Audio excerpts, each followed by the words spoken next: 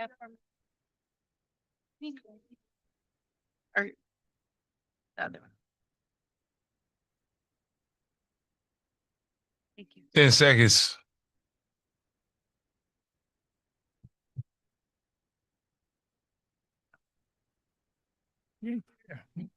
Good evening, good evening. This is Lady Estelle and the Street Soldier Crew, and we are back for another Sunday evening with you. Your host this evening is delighted to see that we are still here. We are still alive and free, and your host, Dr. Joseph E. Marshall Jr. Thank you, Lady E. I can't see you, but I heard your voice. There you go. There you go. There you go. I am. There you go. Good evening, Street Soldiers. Good evening. It is Alive and Free Street Soldiers. Let me get my words out. Radio one more time. Making it good in your neighborhood. Doing everything we can do to keep you very simple, alive and free. Anybody knows? Everybody knows me when they ask, Dr. Marshall, how you doing? What do I say, Ann? I am alive and free. That's it. That's it. That's the goal. Everything else, I can make stuff happen if I'm alive and free. So I do not take that for granted. And good to see all of you here in the studio and all of you out there listening and watching. You are also alive and free. Got another great show for you tonight. All kinds of show we've done before that is couldn't really wait to bring it back again. But thanks to Ann, Ann makes these, Ann be bringing some good ideas. Look, I just love that this is a show that we can have some real conversations, right? So thank goodness for Street Soldiers Radio. Everybody out there know I'm a basketball fan. I will not make any comments on the playoffs. Just to say they are in they're in full force. Yeah, full force. When we get something about what the Warriors will do, we will certainly have a conversation about it with regards to the coach and some of the players. I know Don Miguel of the Mo has some ideas about what should happen. With the Warriors? Yes. Yeah, but we'll see. We'll see. We're gonna let it play out. There you go. Exactly. We're gonna let it play out. All right, you gotta say good evening. Good evening to Lady E. Okay, Lady E. Good evening. You already spoke, so I guess you ain't coming. Come on. Okay. And Ann, good evening. Good evening. I'm just going to say that I had a fabulous weekend out in Vallejo on Mare Island. We had decked the island today, and there were a lot of people, a lot of good music, all different kinds of genres of music out too. And nothing like outplayed the other. It was really kind of cool, and lots of food trucks. You got to be patient when you're at a food truck, by the way. And donuts, 16 donut holes for $26. I said no, but we said yes to the blue raspberry lemonade. Nobody says no to blue raspberry lemonade. That sounds really tasty and refreshing. My goodness. Nobody says no to that. A lot of violence this weekend, beginning with the shooting at the White House Correspondent Dinner. Why?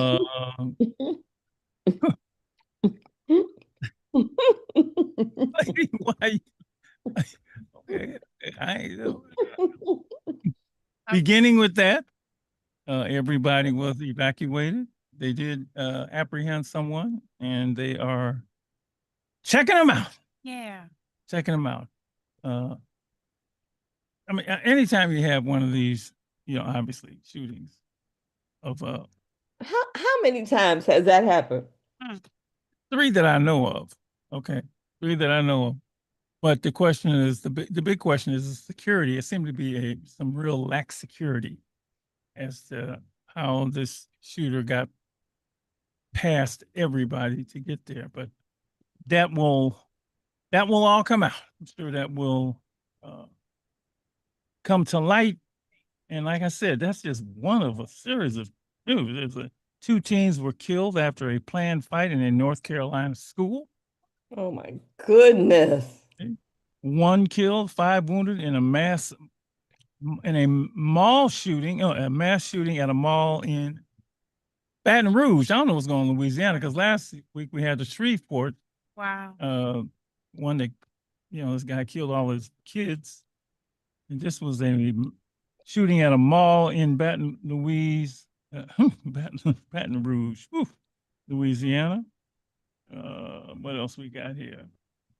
Apparently they had a huge, nobody died, probably because there were knives involved and not guns, but just there was multiple people at a Redwood City restaurant injured in a fight last night, right down the road. In Redwood City? In Redwood City. Yeah. Hey, that's why I spoke at a class at USF this week, and I told people, we got the hardest job in the world. I said, why you got the hardest job? Trying to stop violence in a world full of violence. Yeah. That's all everybody do. That's everybody does. And they looked at me and like, yeah, man, you got a hard doctor, Marshall. You got a hard job. I'll do this last one. 9 people were injured in a mass shooting near Indiana University early Sunday. Wow. All right. Police responded to reports of gunfire at a celebration. Anyway, so we got a violence problem, and specifically we have a gun violence problem because, like I said, everybody got a gun. Everybody's got a gun. All right, let's spend time on this tonight. Got one more announcement. We got an announcement. It's not about Klay Thompson and Megan Thing, is it? Well, I was gonna add that to the Warriors part, but no. I was gonna leave that for Mike to comment. And I'm glad you know about that, Dr. Marshall. See, on top of everything. That popped up. You popped up on the phone. It was breaking news. It was breaking news. That's right. Breaking news. Yes. No, I want to let the community know that May 5th, there is a youth poetry event going on, and there will be some cash prizes, which we love. And it's going to be held at the Umoja Hap, the 503rd Street in San Francisco. The doors open at 6, and you can go ahead and find some more information when you check out First Tuesday's Spoken Word Presents. So, yep, that is going on right now. Thank you. We'll also post it on our social media if you want to check it out over there. StayAliveandFree.org. And another announcement. I had it all printed out. Of course, I left it at the office. Remember Coach John Bean, right? John Bean is putting together a foundation for coaches. Good. For him. And I tell you, next week I'll definitely bring it in. We talk out, get the word out. But Oakland own Coach Bean is being celebrated. And this is for aspiring coaches to live up to, I guess, John Bean's legacy. Wow. I think that's very, very cool. Yeah. Very, very, very, very, very, very cool. Now, if there's no comment about Megan and Klay, I'll move on. You gonna leave that alone? What do you think? Gonna leave that alone? No comment. No comment. You gonna get somebody, you get people in trouble. No. You heard what Michael Rappaport said? He was funny. What did he say? He basically said, man, you got my wife looking at me saying basically if Klay Thompson leaving Megan Thee Stallion, you gonna leave you. I know you looking at other women. How's she gonna get cheated on? Yeah, let me say this. Remember the show that we did on I don't know if she got cheated on. He said he wanted a I didn't follow that closely. I don't know. I really ain't interested. But however, remember the show we did on, wise sayings that we got from your elders when you were growing up? Yes. And one of them was, keep your business to yourself. Don't put your business in the street. And then it was been updated. Don't put your life on social media. That's what I understand. Yeah. I mean, yeah, if you want to announce y'all broke up, cool. But why? She put everything in there. So I don't know why people do that. So rescue us with he don't care about that. He only cares about one thing. And the one thing is he saw the white glove twice this week. He saw the moonwalk. He moonwalked in the studio and out. Oh, wow. So enlighten us on the Michael Jackson biopic. Well, since you want me to be starting something, Yeah. I'm That was- I'm gonna let you know I never can say goodbye, you know. And Oh, I just ran into this girl around the corner, her name Billie Jean and everything, and she wanted me to come on the air and tell you don't forget to look at the man in the mirror, okay? And you all over. after tonight's show, I'm gonna be off the wall for sure, okay? Yeah, all right. Yeah, that was I could tight. go on and on. Look, we could go 2 hours just like this, okay? I'm so hyped off that movie.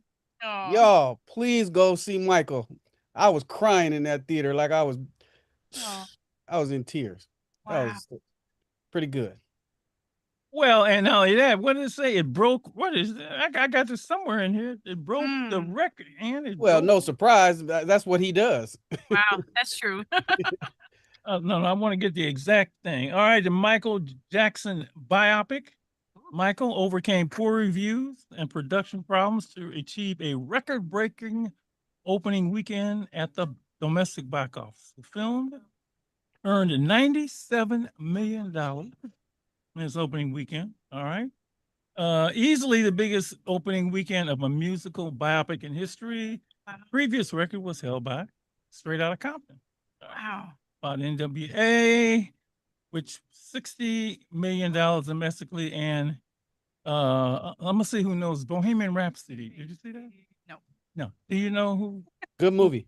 who was about? That was who's that about? Rockstar. Oh, that was about. Wasn't that Freddie Mercury, that's Queen. Yeah, Right. Queen. Yeah. Yeah. Pretty much earned 51 million, and Michael, Wow. like you might expect, broke their record. So you Yeah. went on what? Well, you went 2 days, right? It was emotional week for me because this week was a 10-year anniversary. I don't like that word, but it marked 10 years since the death of Prince. Wow. And then I think that was Wednesday. So I was listening to Prince all day. Yeah. And then Thursday, the movie came out. So I had to go see that. Then on Friday, I had to take my kids to see it. So, I mean, man, I ain't stopped listening to Mike. My son been singing Human Nature all day. Wow. We've been harmonizing in the car. No. We was doing the I'm trying to do the Smooth Criminal Lean. I mean, Ooh, yes. Yeah. Now, and that's my last favorite week, video. That's my favorite Michael Jackson video. Michael, we were talking last week, Film on Mike, about Ray being the top, but Yeah. this one is in my top 3. It's up there. So Okay. you got to go check it out and let me know what you think. I will. Really, very entertaining. I usually like to wait like a week before everybody get out the theaters. I like to go when there's hardly nobody there. I understand that. 12 o'clock. So he saw it twice. The first time he saw it, the theater I think wasn't predominantly black, and the second time he saw it in Richmond, a whole bunch of black folks.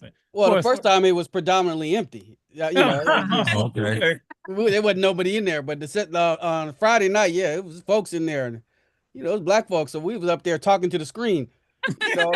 We was cheering, and then at the end, people was dancing. Some girl, she had the white glove on and everything. I mean, I forgot how much people love Mike. Yeah. It was a party up there, and the music too. I mean, it's the music. Well, Mike is one of the few that you connect with as a child. All the way. Yeah. Oh, thank you, sir. I'm going. Lady Estelle, go see that movie, okay? Treat yourself. I will.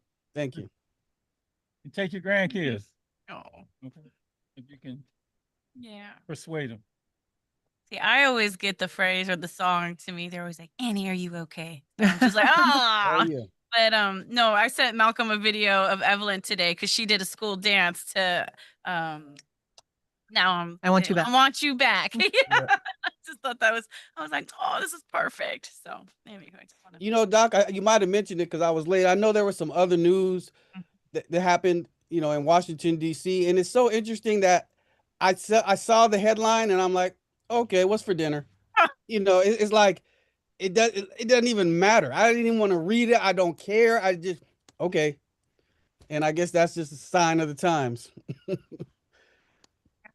Because I was like, yeah, Michael Jackson. We reported on it. Yeah. As we did on a number of other violent incidents. And that's a sign of the time. that violence is the sign of the time. You're right about that. All right. We have a guest in the house tonight, and she is here under a different subject tonight. She is here under a different subject tonight. Want to welcome to the studio Monica Howell. Monica Howell. Monica. I thought that was you, Monica. What's up? Hello. Nice to see her in person. We have seen her in the past, what, a couple of shows, right? Yeah. On the It's screen. amazing. Yeah. Doing her a wonderful job with her level of expertise Yes.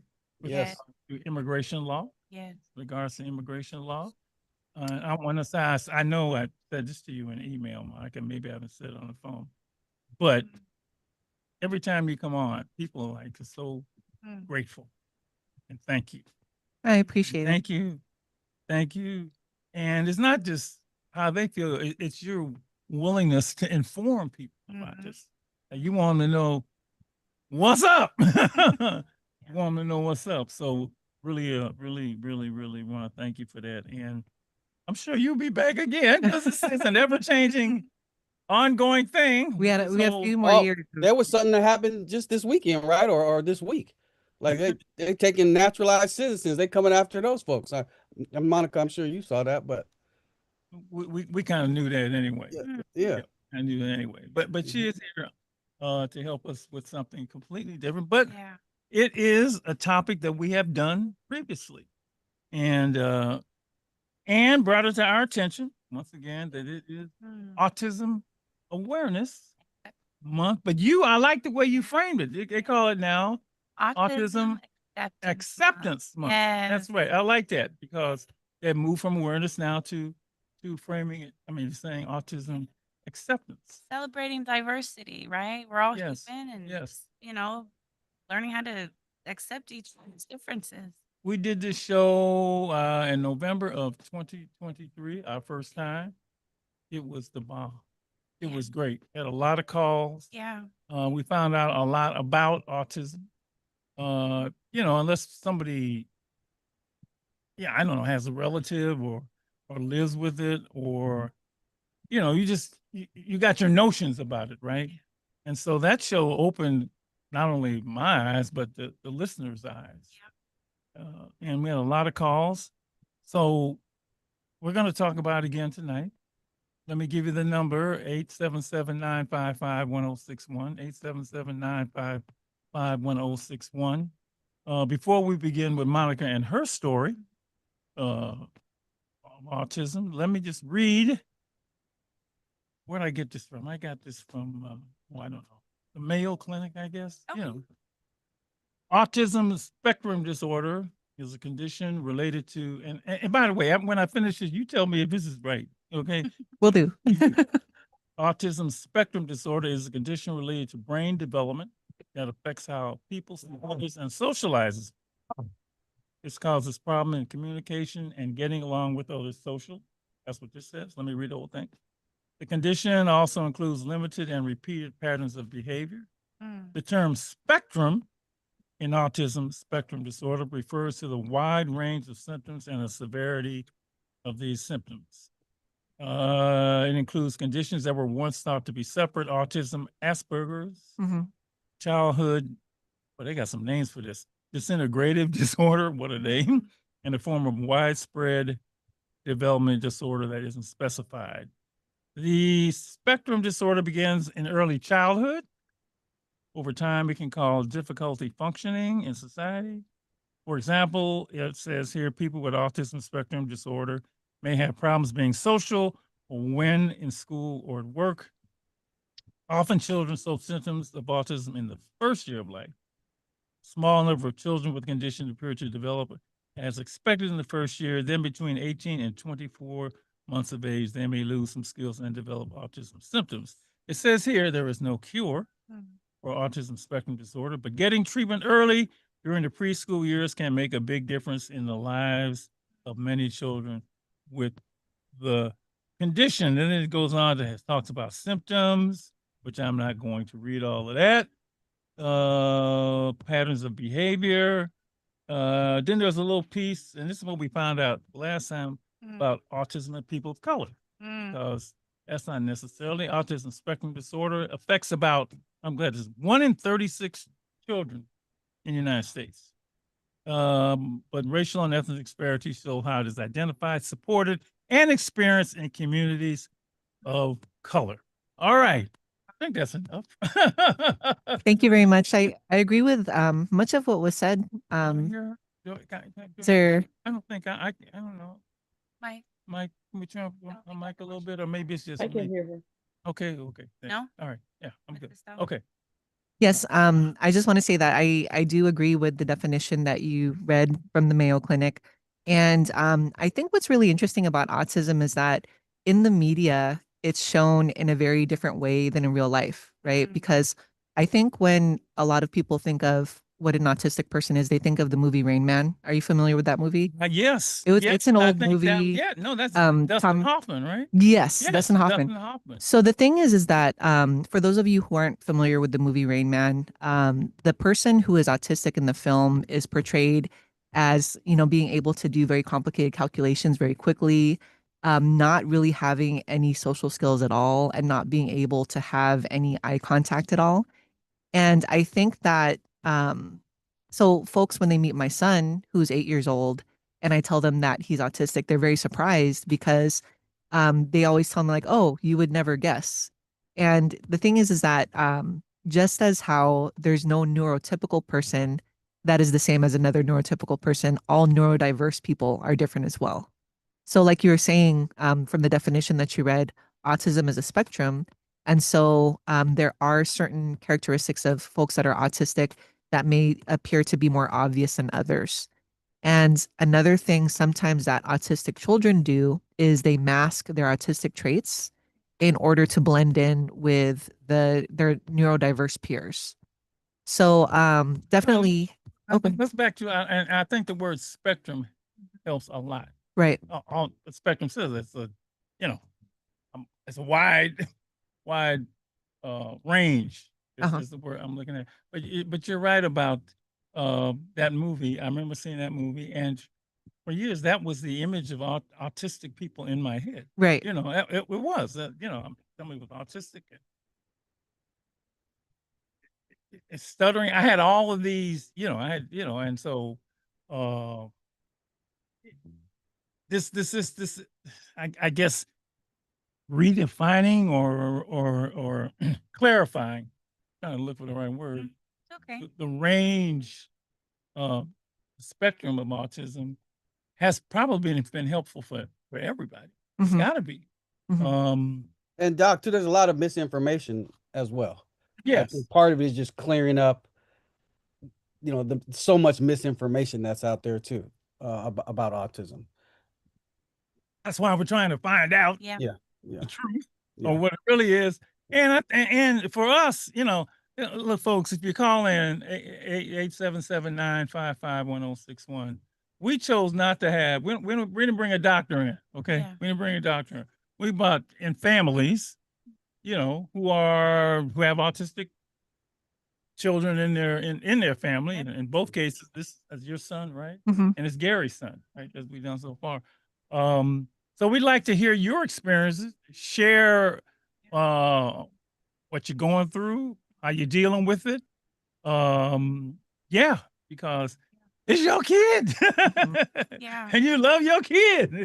You know, and you love your kid. If you could sort of start at the beginning, Micah, and talk about, you know, when did you find out and how old is yours? My son is 8 years old. 8 years old. And we first started noticing that he had signs of developmental milestone delays within the first year because he had a delay in walking. Mm, So he actually did not walk until he was 19 months old, mhm.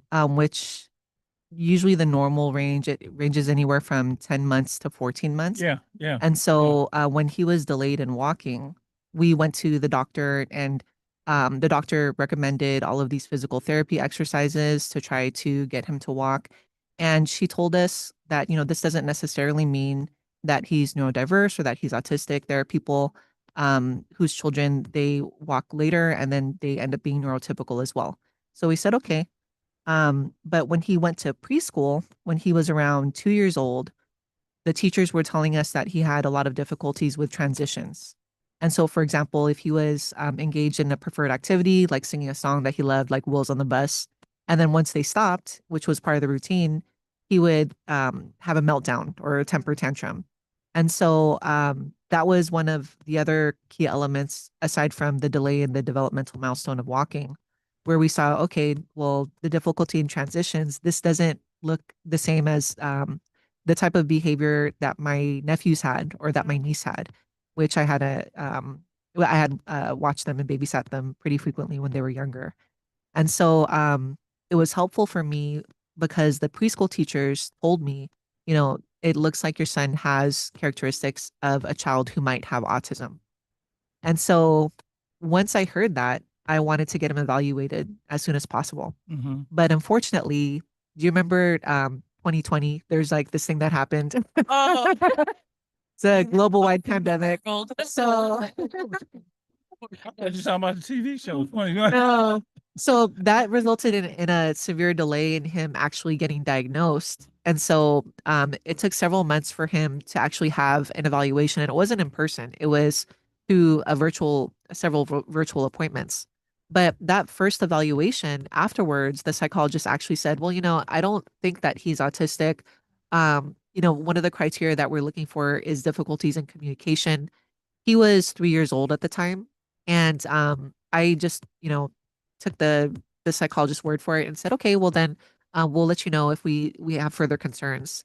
And then 6 more months passed and we were still having the same concerns with respect to sensory difficulties. For example, if he heard the vacuum or if we were in a public restroom and you heard the hand dryer, it was really loud. It was like, you could tell that it was like torture for him. And so with the sensory difficulties, the difficulties in transitions, and overall the meltdowns that he would have if there was a change in routine or a change from something that was expected. I knew from having been around children before that those characteristics were, something that I should be concerned about. So we went back to the hospital that provides some services and we asked for another evaluation. And I remember still in 2021, they were not offering in-person evaluations. And so we had to go through a series of video conferences with the therapist that was evaluating him. And as my other job, aside from being a mom, is I'm an immigration attorney. Yep. So I very much advocated for him during the first evaluation and during the second evaluation. And I basically wrote out all of the things or all of the symptoms and characteristics that I was seeing that made me believe that he's neurodiverse and he needs a formal diagnosis so that he can qualify for services. And fortunately, during the second evaluation at the end, he did receive the diagnosis of autism. Mm-hmm. And I know that for different families, this can come, you can take that in different ways. Like some people can feel disappointed. Yep. Some people can feel like they did something wrong. When we received the diagnosis, I actually felt relieved because I felt, okay, now he has a formal diagnosis. Now You we knew can what was qualify going him on. from services, Yeah, right? yeah. And what's interesting is that my older brother and his wife, my sister-in-law, they've both been special education teachers for years. And so they were very helpful in even telling me and my husband what the typical characteristics are of children that are autistic. And, once we got the formal diagnosis, my older brother said, it's going to be okay. Your son's going to be fine. And I knew that he was going to be fine because he has a community to support him. Yeah. And I think that one of the most difficult things go ahead. Let me just, no. I just Okay. want to put the number out again because I want folks who are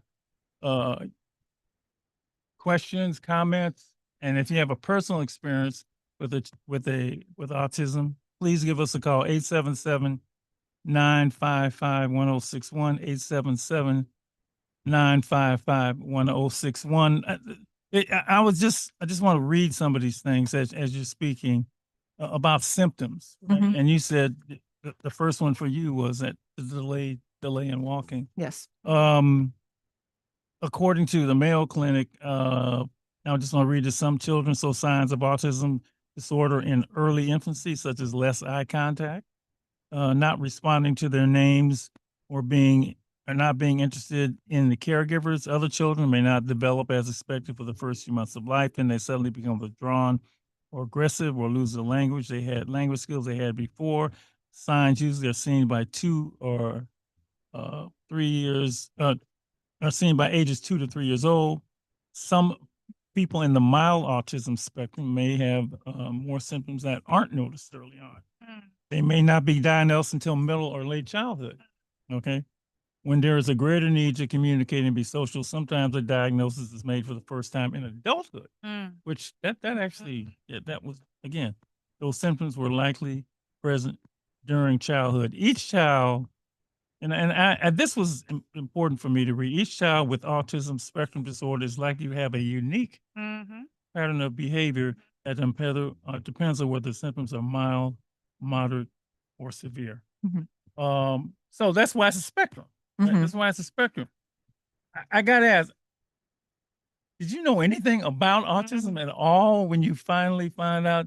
Had you been studying or learning, or well, how did you know? I guess, how did you? Because see, I wouldn't know. I'd have to like dig up books. Yeah. Do my. Well, you're a lawyer. You dig up on it. Well, the thing is that I actually knew about autism because I have a first cousin on my mother's side that's autistic. And so, Okay. interestingly enough, many of the symptoms, or I don't want to say symptoms, just characteristics that my son shows, I recognize as the same characteristics that my first cousin had when he was younger. And he's only several years, he's a few years younger than I am, but I remember he often would have difficulty with transitions, also sensory issues, and difficulty making eye contact. But one thing that definitely threw me off course when kind of trying to evaluate before we received the final diagnosis if my son was autistic is, wait a second, he's really affectionate and social. Yeah. So with me and my husband and Right. with people that he was very close with, he made eye contact, and it wasn't as if he was and actually his speech was very good. So that's another thing that kind of threw us off. Right. And so it's really difficult to kind of tell, but when you keep on seeing the same characteristics pop up and there's no, you see that there's nothing that you can really do to resolve it. And, then I started reading up more online about the characteristics of autism and also speaking to other parents who had autistic children as well, and speaking to my brother who had taught children in special education classes for years. I think that's what really helped me, decide like, okay, we need to get the formal diagnosis so that we can receive the services that he needs. 877-955-1061. Give us a call. Yeah, give us a call. You go. We need information here. And I want to ask about, is there, we stigmatize damn near everything, right? I guess it was a stigma in the past. I think there has been in the past. Did you run into that? Is that still prevalent at all, or are people like, hey, yeah. I feel very fortunate to be growing up in the time that my son is growing up in the time that he is now, because he's actually attending an elementary school that I feel has done a very good job in being inclusive. So he attends elementary school in Pacifica. And So go we ahead. got a call. We're gonna take. Yeah. We got a call. That's fine. Right. Oh, yes, okay. Want to take this call? Hi, you're on Street Soldiers, talking about autism. You got a comment, a question, an experience to share? Go right ahead. Say your name and where you're calling from, if you don't mind. Yes. My name is Jasmine Noble, and I'm calling from Oakland, California. And I'm calling because my son is on the spectrum, and it's just really good to, I guess, hear a shared experience. And my son is 4 years old right now, and what I'm experiencing is just like every day is different, and I know that he's like on the spectrum, but I just see him as being highly intelligent And so my dad just reminded me, like, Che, that's my son's name. He has superpowers. Like, it's nothing, wrong with him per se. And it's been really hard for me at times to like accept that because he does show up differently. But anyway, what I've noticed with him recently is that like randomly he's saying more words, and he really is just like soaking up his environment. And I'm just like really seeing his superpowers, like how he sees the world and how he's so meticulous in what he's doing, and because he's not fully verbal yet, like everything is about action, and we named him after Che Guevara, which his name is a call to action, when you say Che. So I just see that within my child. And so I also wanted to say that there's this lovely book that my grandma told me about that's called Uniquely Human. Hold on, And I'm it's gonna write a this down. different way. Hold on, I'm gonna write this Yeah. down. It's called Uniquely Human. Okay. Okay. Yes, Uniquely Human. Yes. A different way of seeing autism. Wow. It's by Barry P. Passant. He's a PhD. And it's just really, really interesting, his perspectives and how he's just challenging the norms. Like, for example, my son might STEM, and honestly, sometimes I'm like, why are you making all that noise? But that's his way of expressing himself. And it's okay. Just like if I see something funny on the TV, I'm going to laugh, So basically, I brought that up to say in the book, he's bringing up what's supposed to not be normal and saying that this is our children or people who are on the spectrum, they're uniquely human. So I really suggest that people read this book if they can, who are dealing with raising children that have superpowers or they might have superpowers themselves. Yeah. So this is a really great eye opener, and it's just such a praise to see my son just say more words, and then he's like randomly saying words that I say to him, and I'm like, oh, well, your mind is so sharp. You're remembering what I said. Like just a few minutes ago, I went in my mom's room and he's like, out, out, out. And then he's pulling me out. I'm like, I didn't even know you know how to say out. So I know I'm being a little long-winded, but I'm just happy to call in and to, hear you all recognizing Autism Month, because it is a beautiful challenge. And like it said, it is a spectrum. So not all children or people that are on the spectrum are going to show up the same, and I think that's very important for people to know. Just like anybody else who's not on the spectrum, we're going to show up differently. So thank you so much. Thank you. That's about it. Oh, look. That's wonderful. Yeah. You want to say something? I do, Yeah, Jasmine. Thank you so much for sharing and just being so vulnerable with your experience, right? Because we're in this together, right? This is a village. And what was new for me was that term stimming. And can you tell me a little bit more about that? So like when we're out in the community and we see it happening, just to know that it's normal. But what is stimming? Yes. So excuse me. So stimming is like, well, what my son does when he stims is he's flapping his hands, Okay. So I try to like normalize it, because if he sees something spinning or he sees children running, he gets really exciting. And I just say, Che is just soaring like an eagle. He's soaring like an eagle because, people will look. And it's like the mama bear in me is like, well, what y'all looking at?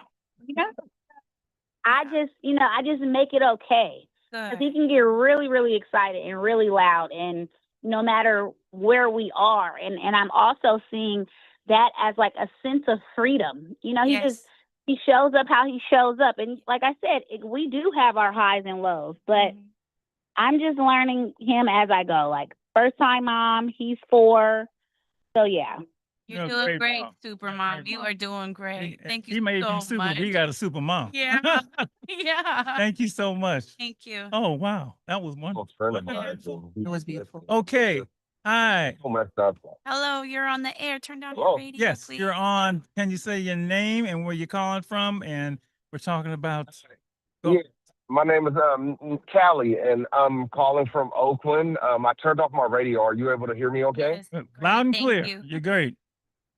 Okay, cool. All right, my AirPods are insecure. Okay, awesome. I just want first and foremost, I just want to say I thank you all for discussing this topic because I do Uber on the side, and I picked up a passenger. I just dropped off a passenger about 5 minutes ago, and we were listening to your station, and you were talking about autism, and I learned something new from him about the spectrum of autism, something that I never knew was a thing. And like he also educated me and told me that Elon Musk, whether you like him or not, is on the spectrum of autism. And Eminem was also on the spectrum as well. Like if you notice, Eminem rarely does interviews, I guess because he's nervous or whatever. But, I thank you guys for bringing awareness to this. And I'm definitely going to watch the movie Rain Man because, I heard it was a really good movie. And, I like the context of what you guys are saying. And sometimes I wonder if I'm on a spectrum because I do deal with things like social anxiety, not being comfortable around people, and just thinking about my life in the past and relationships and like what I dealt with, how I was treated in school or seen as indifferent. I often wonder and like if there's a way to get tested for this. There is. Well, no, I just think you that was so interesting. Passenger in the car. I mean, that wow. And thanks for listening to us. Really appreciate it, man. I really appreciate it. Yes. Another call? All right. Yeah. You're on Street Soldiers. Say your name, where you're calling from. We're talking about autism. Go right ahead. Before we move on, My name is Kim. I'm calling from San Leandro, and I'm a teacher. I teach children with special needs. Okay. Kim, can you hold on just one quick second? Mrs. Estelle Lady Estelle did want to say something really quick. No, I'll wait. Let her share. Okay, thank Because you. this is information that may be helpful for someone else. So Okay. Thank no, you. please go on. Go right ahead, huh? I just wanted to call, and I just happened to turn on the radio driving, and I heard that, and I was like, oh my goodness. So I teach early childhood special education in Oakland, and I just wanted to share for parents who may be listening that early intervention is one thing that is very helpful. And also for stimming, I heard something about a parent talking about that. For children who are stimming, you can also try sometimes to redirect them. And that helps, but sometimes it's also okay to let them, it's just okay to let them stem. Good. All right. It's really up to the parent. Some parents want to redirect the stemming because they feel embarrassed about it, but some parents are okay because that just shows, like she was saying, they're excited or they're happy, and that's their way of expressing it. And there's different forms of stemming. They can flap their hands. They may like just stare at their own hands. They may like just stare off kind of, but there's different forms of stemming. Thank you. Yeah. I just wanted to share. We got the best listeners and callers in all the talk radio, as far as I'm concerned. Yes. Thank you very, very much. Thank you. Lady E, you want to get in right now? Lady E? Not yet. I'm gonna make a phone call because I need to get an answer for the young man who wanted to know how he can be his concerns about possibly being on the spectrum. And can someone be tested? And so absolutely yes. And so a friend of mine is a psychologist. And so I'm just gonna wake her up. All right. And give me a referral. How can one be tested? An adult go in. What's the process for that? Because I believe absolutely, typically, because I was an educator, school counselor, and schools have access to people who can test, who can do evaluations and tests. But there are also outside of schools where people can be tested. So I'm about to give her a call. Oh, thank you. So I can get some information. All right. We will report what you find out. 877-955-1061. If you can, give us a call. Some great calls. Yeah. We had some wonderful gosh. information from the callers. Thank you so much for sharing. And just going back to what you're talking about with respect to inclusivity, I love the discussion on stimming because, and thank you, Anne, for asking the follow-up question about it. Because if you see a child stimming or educators who may not be familiar with children with special needs or with certain characteristics of kids who are autistic, if you see a kid, for example, flapping their hands or maybe kicking their chair repeatedly, it's not necessarily to disturb the class, Yeah. right? Yeah. It's because maybe they're dealing with something emotionally, and maybe they're overly excited, or there's something that's bothering them, like the lights are too bright or something like that, or there's a sound that's bothering them. And whatever they're doing to stim, it's helping them regulate their emotions.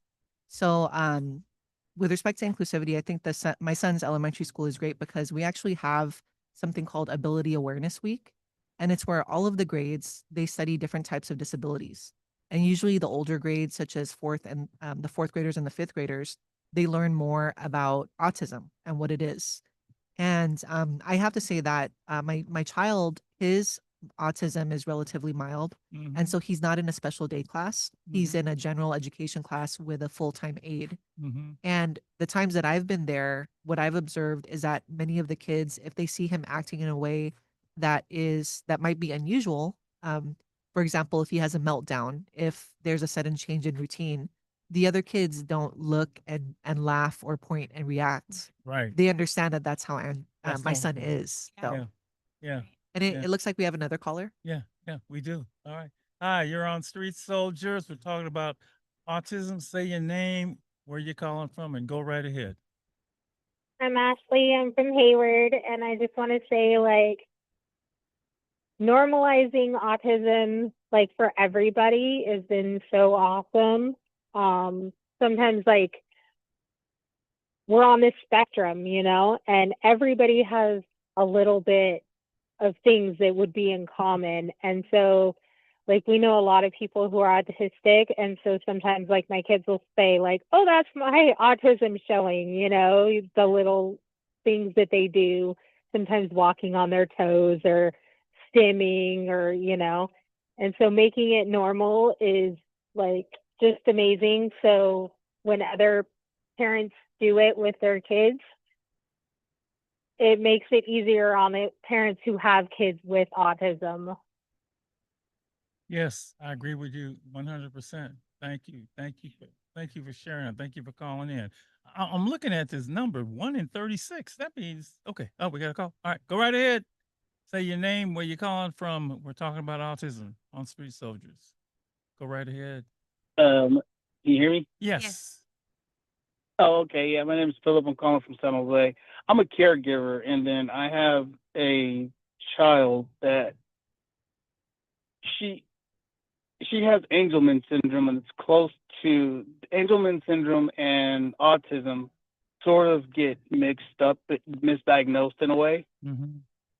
But I was calling to say that one of my good friends, I don't know, is I can say him on the air. He's a DJ.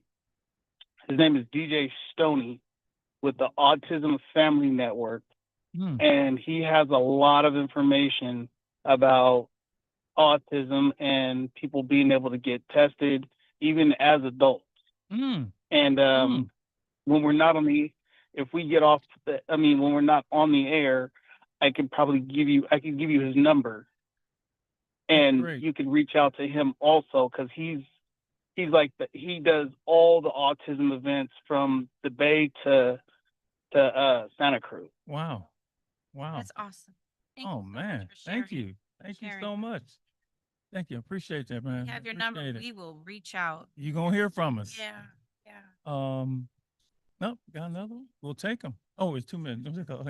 I'm still on this book, Uniquely Human. I think that is just great. It's beautiful. A different way of seeing autism. Makes me think. You know what it makes me think of is all the. I mean, I'm an educator, right? All my, in fact, it's all I've ever been, and I know a lot about all the young people that were misdiagnosed or not diagnosed, or just just kicked out of class. Right. That's what I'm thinking. You two rambunctious, you do this, you do that. I mean, look, I've seen some little ones, it's like, and I mean, just and then put on look, put on this drug, put on that drug, put on this drug. I mean, Ritalin is the one that they would use for years because this folks didn't get it, didn't want to get it, didn't want to know that just they were just being different. That must be tons of kids like that. Put on those boxes, you know. They fit in the boxes. Yeah. Yeah. Have you developed a community of Definitely. So the Pacifica School District, we actually have something called the Special Education Parental Advisory Committee, and it consists of parents and caregivers of children with special needs. And we get together on a regular basis through virtual meetings, and we talk about the different services that are being offered at our respective schools, staffing changes, and we also just talk about resources within the community. And so, one of the ways that my son learned how to swim is one of the moms recommended a particular swim school that was down in Half Moon Bay, and swimming is now one of his favorite activities. And so, it's a little bit. Sometimes it can be challenging to find the right community members because the thing is that not everyone may understand. For example, the particular characteristics that your child has. But it's just like with neurotypical people, there are some people that you're going to click with and some people that you're going to not click with. yes. So yes. you can't just kind of like Yes. get stuck on that. You have to move on and really find your community. And it's really interesting because I was actually speaking with my husband's cousin whose son was recently diagnosed with autism. And within her particular school district, they do not have a group such as the Special Education Parental Advisory Committee. And I suggested that she start one because one of the most important things to know as you're parenting an autistic child is that you're not alone in this. And definitely the parents that had older children, they provided me with a lot of solid advice with respect to, for example, making sure that you have like a code word if you're with your child. And if they feel like they're going to have a meltdown, they can just say the code word and you know that they need to take a break from whatever is going on. Or, different ways on which you can advocate for different services within the school district. So just all of those things, really important to find community members with good advice like that. All right. Yep. Okay. We're going to keep the conversation going. We're going to be joined by Yes. Gary Hall from our first show. He's going to talk about how things have been for him and his family and his son. That's right. So Okay. go ahead and follow us on YouTube Live at Stay Alive and Free and keep up with us on stayaliveandfree.org. That's right. And then catch me on the other side. We got to pay these bills. Be right back. Don't forget, watch that back. It's 106.1. Kimmy on me.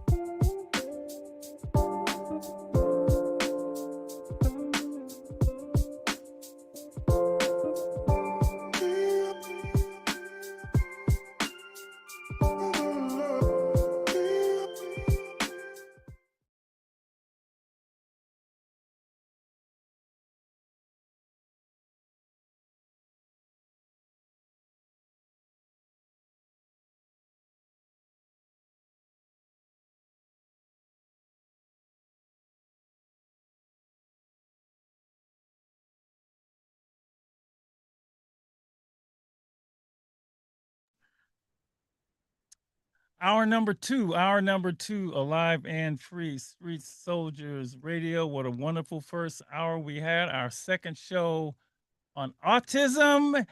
And we are joined this hour by the one who's on the first show that we did. The first show that we did back in, that's what I say, November of 2023. We're going to get an update on how his son is doing. And I called him at the last minute. And he said, yes. Gary Hall, thank you. Thank you so much for joining us once again, man. You're looking good as always. And I appreciate that, Joe. I appreciate that. I don't know if you heard any of the first hour. Monica Howell is I guess in the first hour. She is going to be with us as we hear from you, and probably we'll jump in and talk about her situation. And Monica, just before, why don't you just tell Gary a little about you? I don't know if he heard, but you and your situation with your and the age and so on and so forth. Yeah. So I have an 8-year-old son, and he was diagnosed with autism when he was 4 years old. Okay. And he is in a general education class, has been since TK. He's now in the 2nd grade, and he's had a one-on-one aide since kindergarten. Okay. Well, it doesn't surprise me that a mama bear here is talking about this because, Joe, in the history of this movement of acceptance of people on the spectrum, it's been the mama bears that have been out there really pushing this needle forward. Joe, I don't know if you know this, some people in our ecosystem is very, very responsible. We are so lucky, those of us who live here in California, with this situation. So I think it may be helpful, if you don't mind, before we talk about my son. And I would definitely want to learn a little bit more about your son, see if there's any lessons learned from my 23-year-old now, 24-year-old now, and yours. But, I was going to ask you. Yeah. We don't know who heard that first show. And even if they Yeah. didn't hear it, Yeah. you don't mind going back, Sure. and Sure. to talk Sure. about your son, your discovery, the whole bit, because Yeah. that was just wonderful. Right. So again, I've got a 24-year-old. I'm blessed to have two sons and two wonderful, what I call bonus daughters now. But my youngest son was diagnosed a little much earlier than yours, Monica, when he was 18 months. And his mom, as moms do, noticed things very, very early on in the process that he's a little different. My son could count all the way up to 100, but he wasn't saying mom and wasn't saying dad. And for a living, I'm a banker. And when my son was counting, I was like, yes, but mom knew that there was something else special about him that we need to get him tested. And so she asked me, we should go and try and see him getting tested. And I actually resisted it. I was like, for what? I mean, he's fine, and it took me a minute to really just capitulate to that request. Once he was tested, they knew very instantly that he was on the spectrum. They prescribed a lot of early intervention, which is really helpful to those. That's why it's really important if you have any suspicion or instinct that your son or daughter might be on the spectrum. I would say get them tested and try to get some early intervention because it really helps for their long-term sort of evolution on this journey. But we went through that process. We found out very early that my son was on the spectrum. His mom went straight into action mode, trying to find all the resources that we could to try to mitigate his issues and make sure that he can have the most fulfilling life that he could. I went into bereavement mode because I had this dream of what my two boys would be. And I somehow thought that dream was somehow, totally destroyed when we're going down this different sort of journey. Life has taught me that was the most naive thought that I could. It has been rough, no question about it, but I am no doubt a better person, a better father, a better friend, because of the love and unconditional love I've seen and learned for caring and loving my son. So all that to say, we spent a lot of time and effort trying to maximize his potential in the same way we have with our other son. And we used all the resources that were available. Our mantra was, We're paying for it as taxpayers, so we should extract as much value as we can. And that was in working with school districts to ensure that he got all the services that he could when we were in local school districts. And then as he's migrated out of those, how do we then get the best treatments for him? This is a very individualized sort of situation, and so not everybody on the spectrum has the same common needs, and so you have to know your kid and know what's right for your kid. And so we had 10 toes in figuring it out. We ultimately decided that he needed to go to a school. Gary, I want to back you up for a minute. Yep. Before you get there. I want to go back to Yep. how much of a learning curve was it for you? And did you know anything about autism at all? No Because I clue. know with me, I'm learning just from the shows that we're doing. How much did you know anything, and how much was a learning curve was it for you? So in Canada, the first thing I heard about autism was this movie Rain Man or something. That's the first time I ever saw anything about it, and I had no idea, right? And in Canada, Joe, people had conflated autism and retardation and all these other stuff. And so I didn't really understand the subtleties of it. And now I know that there are people who've done very, very successful in life, and people with Elon Musk and others who are on the spectrum. So it is a wide way spectrum. So the answer is no. I had no clue, man. Since then, I've learned a lot about it. And the stories I shared with you in our past episode about the amazing things that my son can do show you how special these people are. My son can do a 1,000-piece puzzle in under a couple of hours. Just because he has this way of being able to configure things. Early on, he would build Can we block. show that really quick, if you don't mind? Because I saw that puzzle and I was like, No, that's this is the picture I like. Stop right there. Check on this picture. I don't want to know the picture. No, look at this puzzle. That's 1,000 pieces. That is not easy. So amazing. Good job. Here. Yeah. Good. And Okay, there- More pictures as we go on. this But one. Yeah. So Okay, so that we'll go back to that. We'll come back. Yes. Yeah. That's where he is now. That's where he's now. Still. But how we got here, Joe, is that we had to make a painful decision to send our son to a boarding school, right? In Wichita, Kansas. I had never been to Wichita, Kansas, and we searched all over the country to find the right school. Why we decided on doing that is we wanted to teach our son independent living skills. We wanted to have him have the best environment to integrate those skills with his day-to-day learning activities, right? So yeah, he can learn stuff at school, and then if he's not getting the same sort of consistency in teaching at home, that's going to degrade his ability to have these independent living skills. So we wanted to have this, what we call this integrated sort of learning system. And so his mom had done a tremendous amount of research on all the different programs that are out there.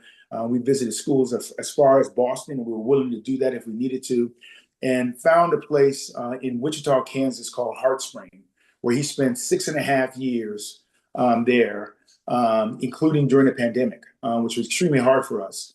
Not only was the school right for our son because they could then, curate all of his services that were again unique to him. He could be in an environment that was communal with other people around him and other people who understood things. So things like stemming, both physically and verbally, others understood that. He wouldn't be an exception.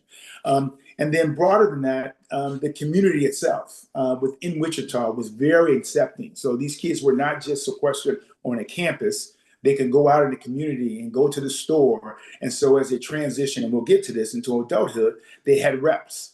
And so all those things were very beneficial in getting to my son now, where he can sit around and embrace being around cheerleaders, which I'm happy about. So,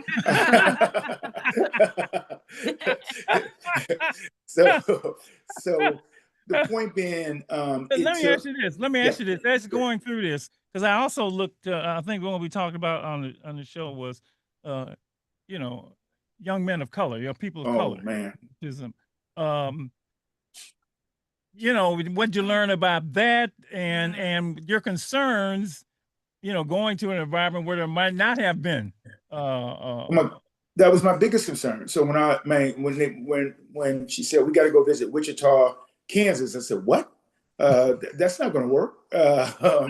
And so that was a big concern of mine, and especially at the time he was 10, or maybe like going into adolescence. And so I was really worried about that. Turns out in that environment, there is some diversity. There's some diversity with people of color on the spectrum. And they're very intentional about that as well. So that was very helpful. That made me comfortable.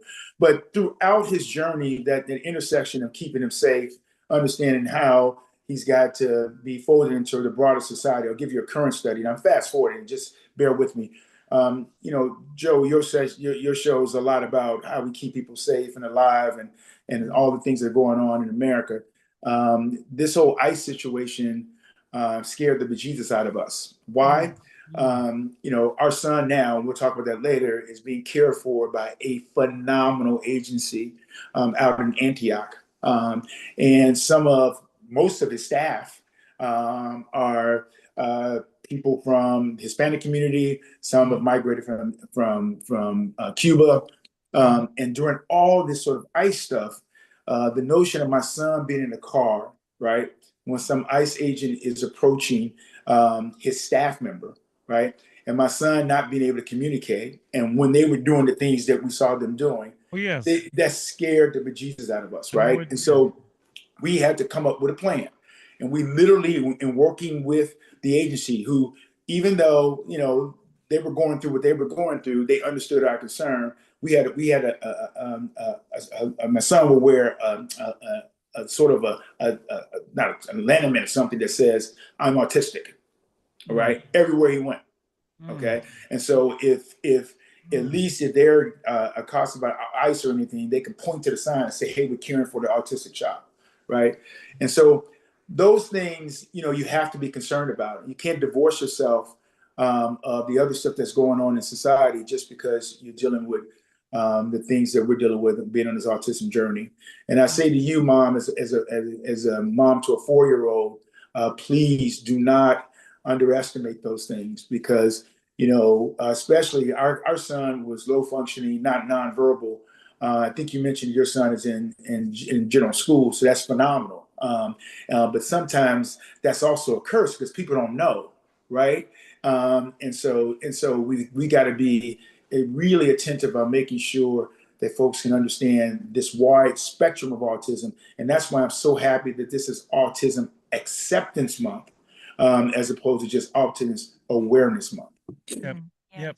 Yeah, it's just interesting because when you're talking about the eye situation, she's here because we're talking about autism and her son, but her day job, she's an immigration attorney. Yes.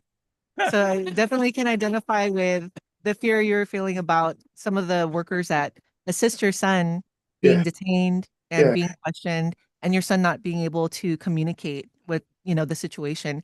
And it's interesting because I think the intersectionality of my son also being a person of color, he's half Filipino, half Palestinian.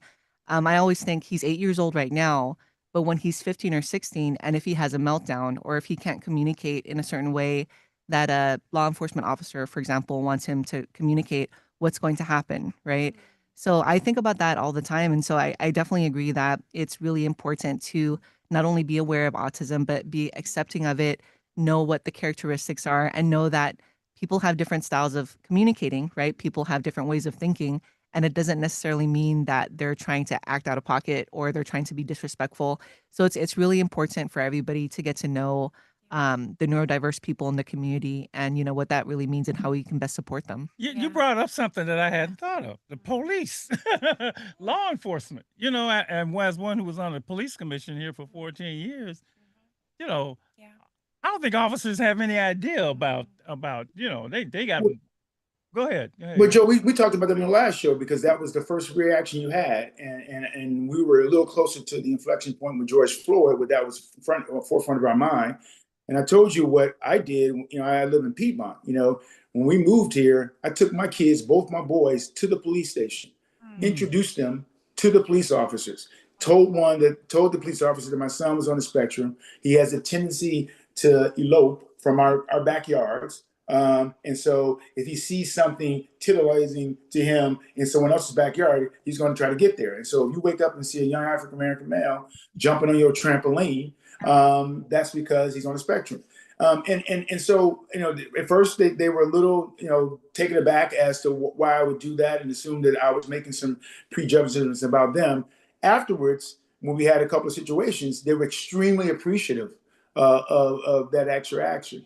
So, again, we have to go through these sort of machinations, man, to protect our kids, and we can't divorce ourselves from what's going on in society.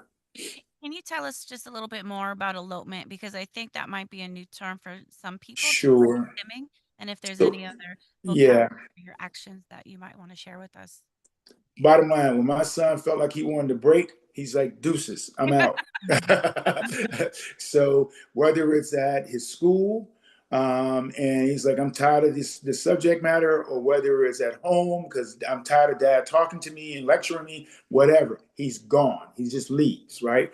And so we had to put protections on our doors to make sure we knew that when he was leaving, we actually, one of the reasons that we decided on changing the school that we had here in the Bay Area to where he was is because they had a protected campus that would make sure that he would be safe and with that sort of tendency. But there's a whole host of individualized behaviors that those on the spectrum have. My son has his go-tos. I suspect your son has his as well. My son also verbal stems, right? So when we are flying from one place to another, he sings or he makes noises, right? And when he was young, and you would get oh, he's got a beautiful voice. But now that he's 23, 24 year olds, it's a source of annoyance for people on planes, right? And so, that was something that I had to get used to. Now it's their problem, not my problem. But all that to say is that there are a host of different types of activities that these folks on the spectrum have that we in society have to be more accepting of. Do either of you know, is there a gender difference when it comes to autism, or is it doesn't matter? I'm curious about that. I believe, I don't know the exact statistics, but I believe that more males are diagnosed with That's right. autism than females. That's right. And for the females that are autistic, a lot of times they're diagnosed at a later age. Later age. But Joe, what I would say to you have two autistic males next to one another, they're totally different. Mm, Right. So the separation based on gender is again, we're using our neurotypical way to put people in boxes, right? That categorization is a little bit more refined, a little bit more subtle. And that's why, it's a huge spectrum. We're jumping around. Now that we're in Autism Acceptance Month, and given your audience, especially some of these people out there who are dealing with this, as their kids not only are in their early stages, but as they become adults, there are some resources that they should know that they have, right?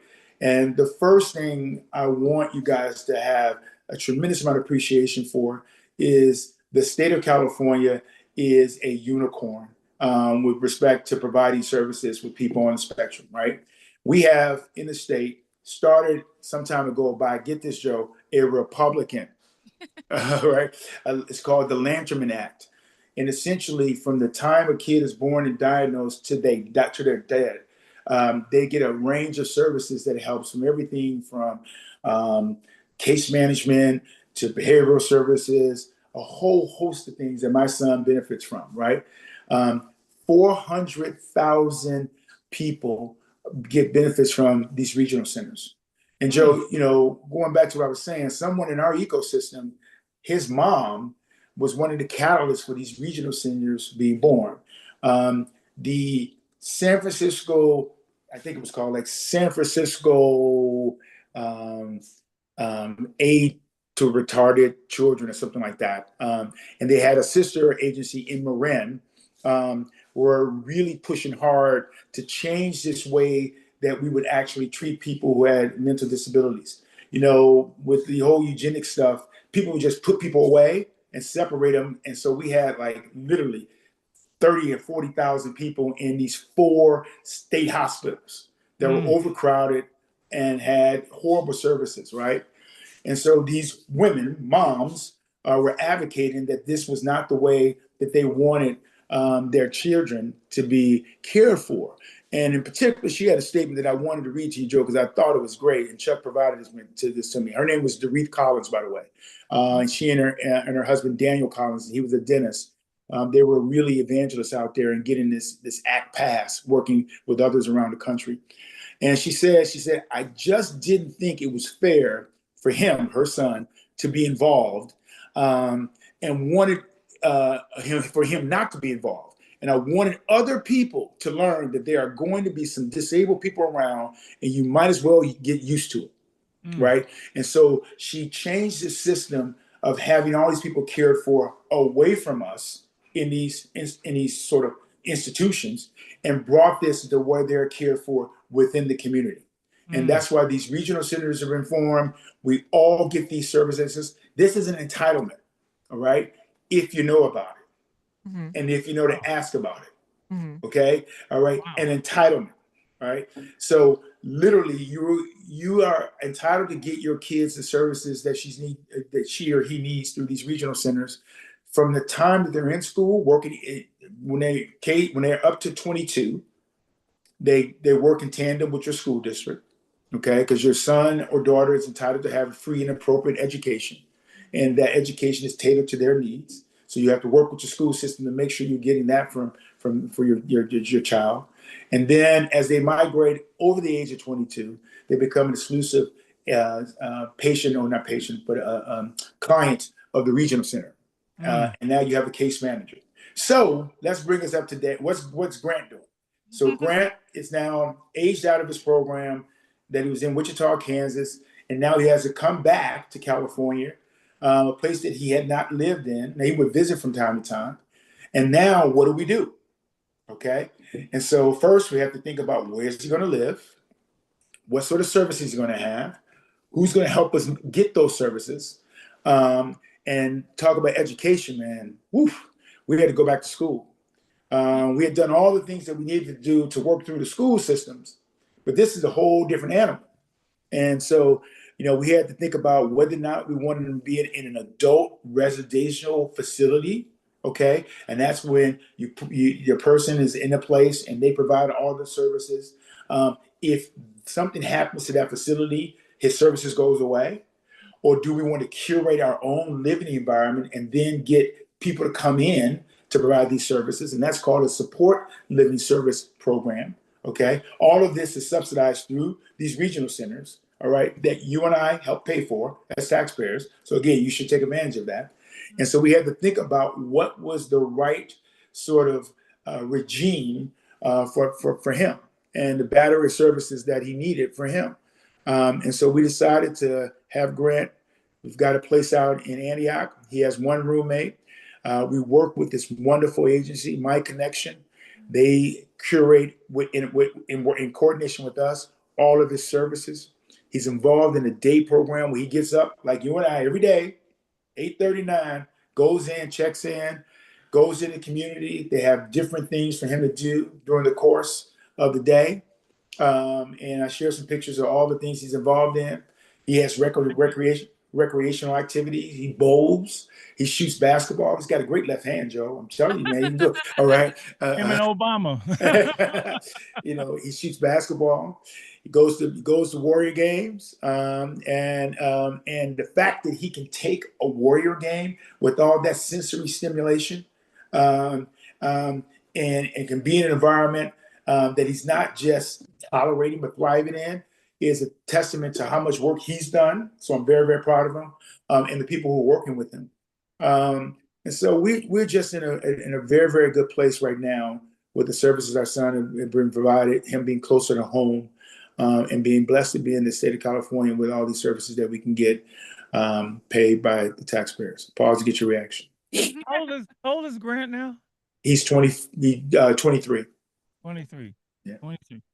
He's 23, 24? Well, yeah. Eric, I really appreciate you coming on, because this has been a long road for you. Yeah, and you've been vigilant the whole time. Yeah. You and mom, most of the ones we talk about here, little kids, but the little kids grow up, right? So you got and so to hear to hear where he is now, uh, that must make you feel great. I mean, It does. It does. That must, wow. And it has me thinking also like what, in 10, 15 years, where is my son going to be as well? Absolutely. I also just definitely the regional center that's provided services for my son is the Golden Gate Regional Center. But I also Mhm. want everybody listening to know that aside from the regional center, you can also apply for services through private insurance if you have it. That's right. That's how my son receives applied behavioral analysis therapy.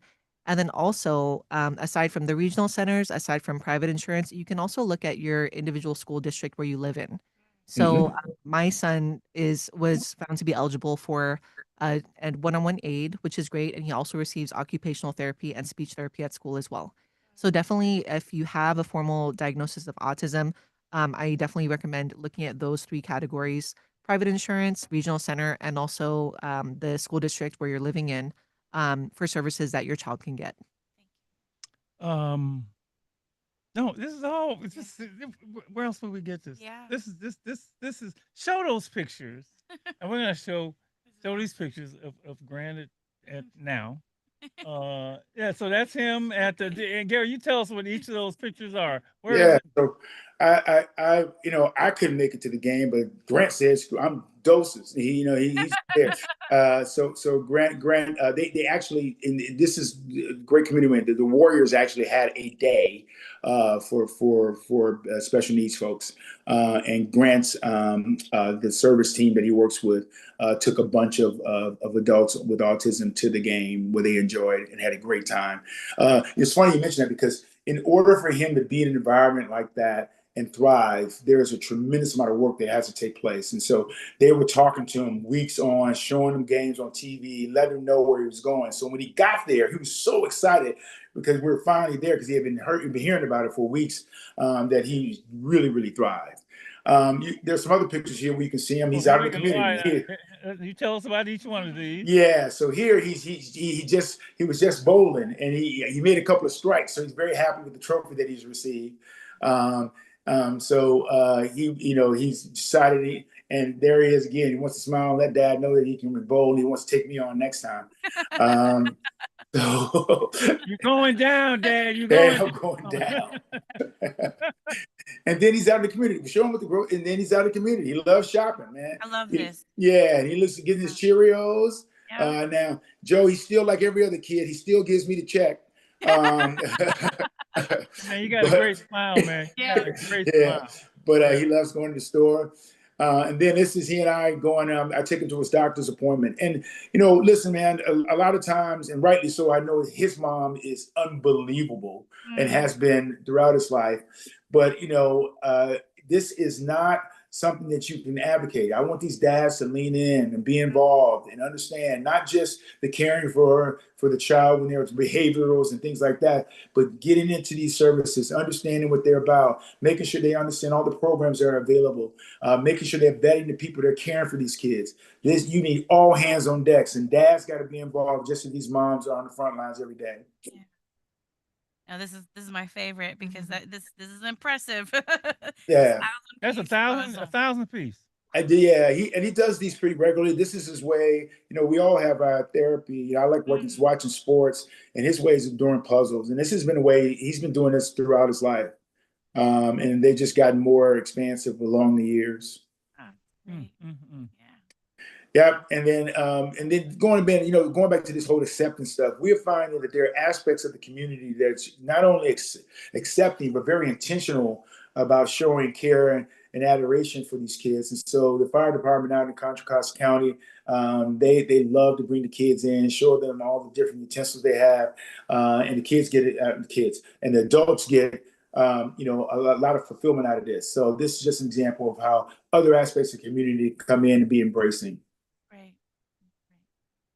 Then he likes to walk, man. He walks every day. He has a very active life. We all should aspire to do that.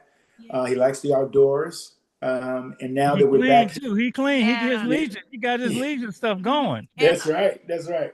Well, that's he knows how to do it too. Yeah. Hoodie brother. I'm a hoodie brother, so yeah, I like that. Yeah, I know that. Well, Joe, this is one that I just found out recently. So when he's visiting, he has home visits when he comes to me. I jump in and I'm doing everything. This brother is making up his bed, doing his own laundry. He never told me this. So now, so I've been doing all this stuff, and he's been doing this for the last year and a half, and I never knew. That's awesome. Wonderful. Wow. Yeah. These are great. Yeah. And And then Yeah, finally, you can you leave that know, one out. yeah. He was at the Warriors game, and he wanted to get his picture. And Joe, look how attentive he is. He's very focused. Thank you for sharing these moments with Man, us. thank you They're for just sending really me these, special. man. Oh Yeah. my God. Wow. Yeah. What a wonderful, just, I Yeah. can't say enough about Love both of and you. flourish Just, into I mean, your children.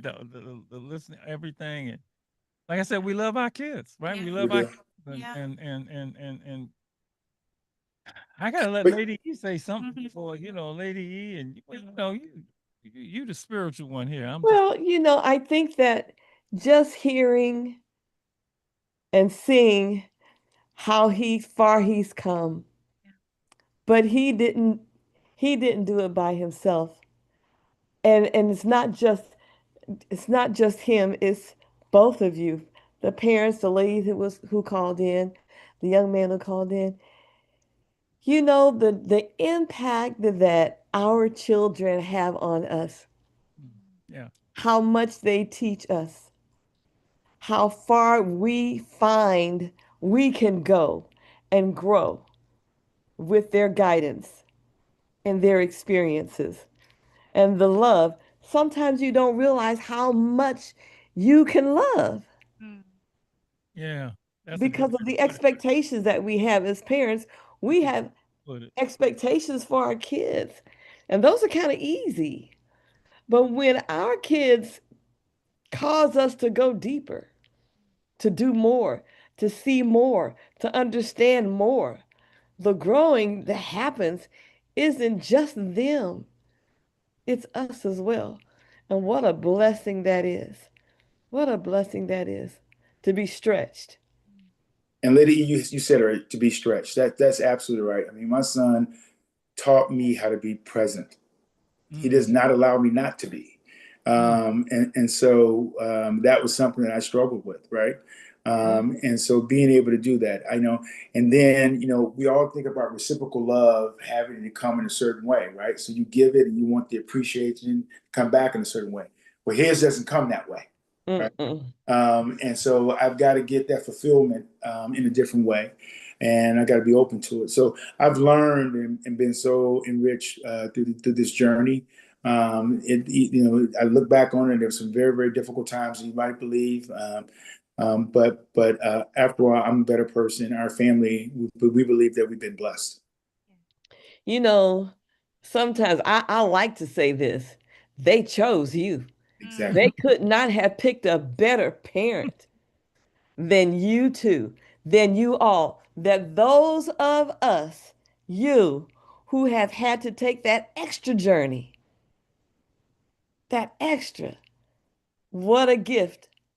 Because, see, they knew who they were picking. How about that? That's you. Even when you thought, are you serious right now? I mean, and that's real.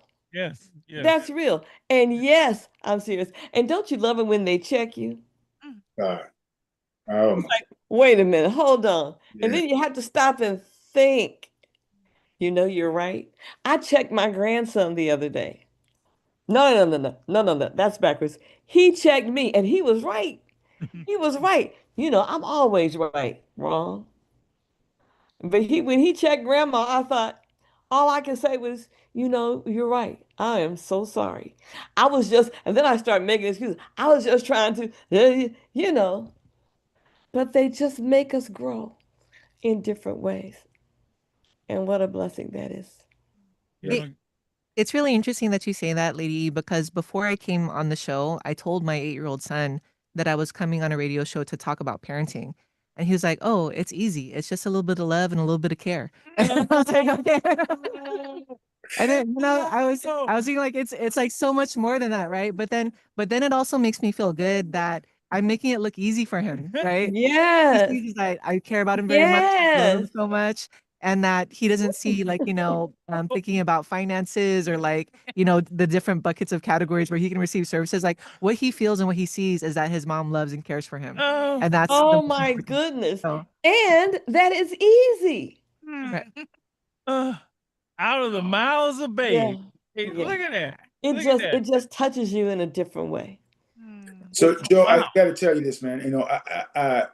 If there were, if I had had the benefit of being exposed to a show like this when I was in the eye of the storm, I can't tell you what that would have meant for me. And so the fact that you would take, and there's so many things that are out there that are newsworthy that I'm sure that your audience want to talk about, but for you to take this very, very important medium and this powerful real estate that you have in this outlet and distribution channel and spend it on this topic, I can't tell you how meaningful that is for so many people. They might not call, but while they're going through stuff, knowing that others are out there, and that there is at least a segment of folks who get it.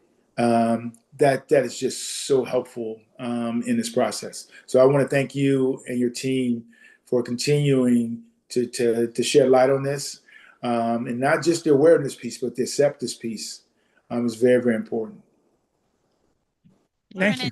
We're in it together. Thank you. The Well, village look, is what's So, that saying? We're not all related, but we all family. We That's are. right. We're all family. and I've got to say to the young man who said, how do I find out if it's me? You know what a blessing that you got people out there that's checking themselves. Exactly. That's checking themselves. We've got violence, we've got madness, we've got stuff. Who's stopping to see what's going on with me? Is there anything more I need to know about me that can help me be better? And so for anyone who has the question, check with your medical doctor and ask for a referral for a neurological assessment. They will refer you to either a psychologist, a psychiatrist, a psychologist, or a neurological physician.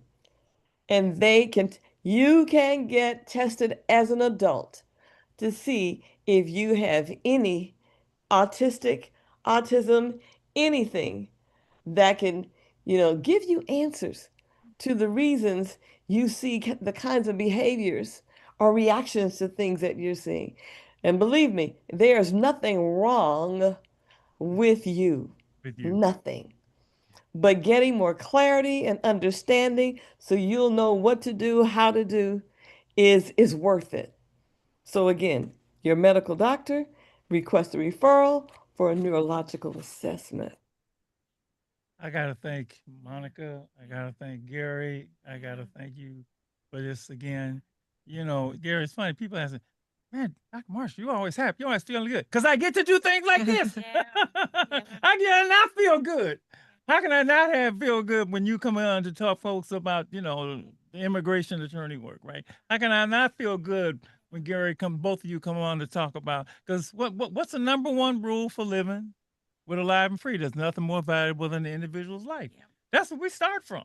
That's why. And so this has been, wow, man. Thanks for sending those pictures, man. These look great. Yeah, especially He's doing well. cheerleaders. Doing well. Well, yeah. Oh. Yeah. He's doing really well. All right. Well. Yeah. Okay. Oh, I think that's it. I think we're done. All right. Thank you both. Thank you so much for sharing. Thank you so much. All right. Gary, Best of luck, Mom. Best of luck. Thank you. All right. Okay. All right. Good night, everybody.